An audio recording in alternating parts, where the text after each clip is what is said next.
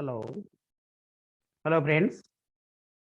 Today I will discuss functional analysis part, and that is also Hilbert space. And question number 51. If X is a Hilbert space and X will satisfy the condition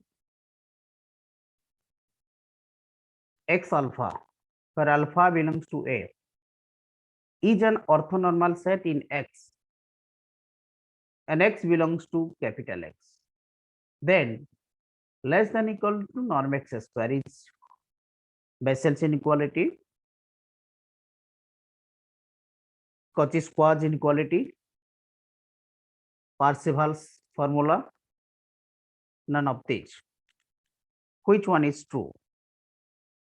This is Bessel's inequality. Just remember, this is the Bessel's inequality.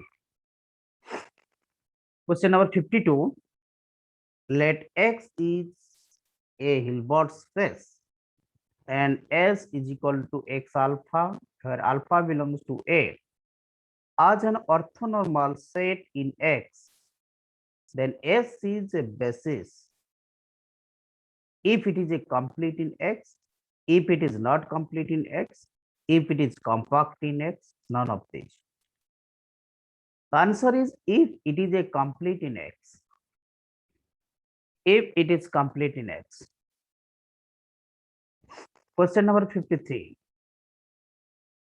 Among all simple closed piecewise smooth curve of length L in the plane, the circle encloses the maximum area. Isoperimetric theorem, Bessel's inequality, Cauchy-Squarge inequality, and Parseval's theorem. So which one is true? So first of all is, which one is true for this condition? 53, Bessel's inequality, Cauchy-Squarge inequality, Parseval's theorem. Isometric theorem, isoperimetric theorem. This is true for this condition.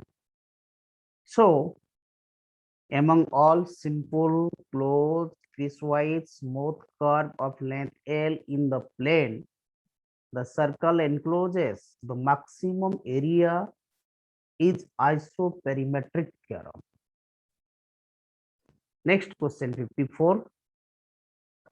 Let X be an Hilbert space and S is defined here X alpha, where alpha belongs to A, is an orthonormal set. Then S is a basis. Then S is a basis if the equality holds in the Bessel's inequality. Then which condition is true? Bessel's inequality, Cauchy-Squarge inequality, Parseval's formula, and none of the above. Parseval's formula is true for this question. Okay.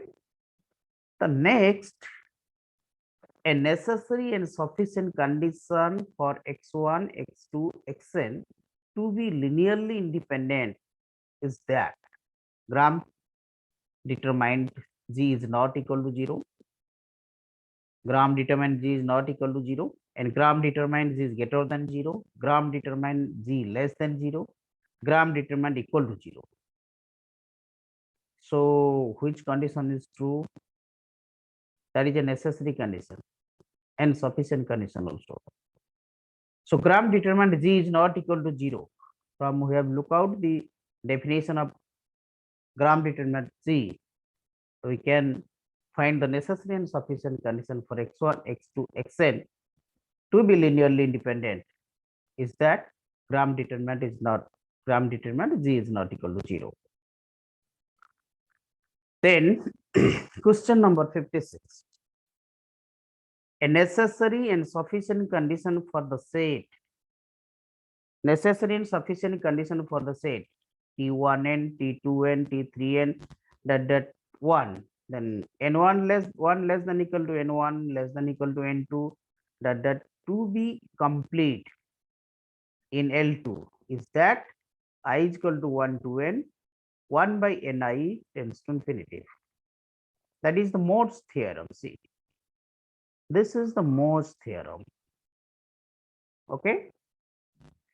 Then just comes to 57. The cardinality is dash for each basis of the given Hilbert space. Same basis. The cardinality is the same base for each basis of the given Hilbert space. Question number 58. The Hilbert space X is separable. Then there is a countable basis for X. There is a non-countable basis for X. Then there is a null basis for X. There is a countable basis for X. See, there is a countable basis for X. From the definition we collect this one. Then 59. Two Hilbert space are isomorphic if they have same directions. So, same direction. Two Hilbert space are isomorphic if they have same direction. Okay.